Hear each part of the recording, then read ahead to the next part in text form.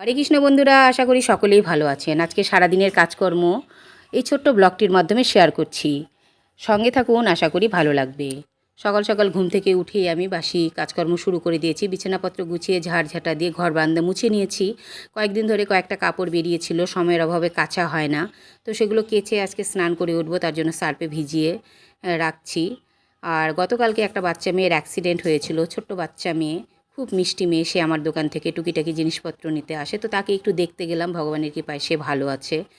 তাকে দেখে এসে স্নান করে নিয়েছি আর মন্দিরে পুজোও দিয়ে নিয়েছি। এরপরে আমি দোকান ঘরে পুজো দিয়ে নিচ্ছি। আর বাড়ির সামনে দিয়ে পাট শাক যাচ্ছিল, 10 টাকা দিয়ে 3 আঁটি পাট শাক নিয়েছি। সেই শাকগুলোই বানাচ্ছি। আর কি রান্না করব ঠিক বুঝে উঠতে পারছি না, কারণ এক একজন এক এক রকমের পদ খায়।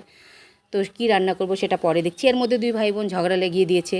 মিঠি তার দাদার কাছে 2 টাকা চাচ্ছে চকলেট খাবে বলে, তো দাদা দিল 2 টাকা। আর কিছু মালপত্র কেনার জন্য দোকানে গেছিলাম, এসে ছেলে বলছে সোয়াবিন খাবে, তো তার জন্য মশলা করতে বসে গেলাম পাটাতে, কারণ মিক্সচার মেশিন নেই এই বাড়িতে। তার জন্য পাটাতেই মশলা করে নিলাম। রান্নাবান্না সেরে খাওয়া দাওয়া করে আমি দোকানদারি করতে লেগে গেলাম। তো আজকের ভিডিওটা এই পর্যন্তই। সকলে ভালো থাকবেন। হরে কৃষ্ণ।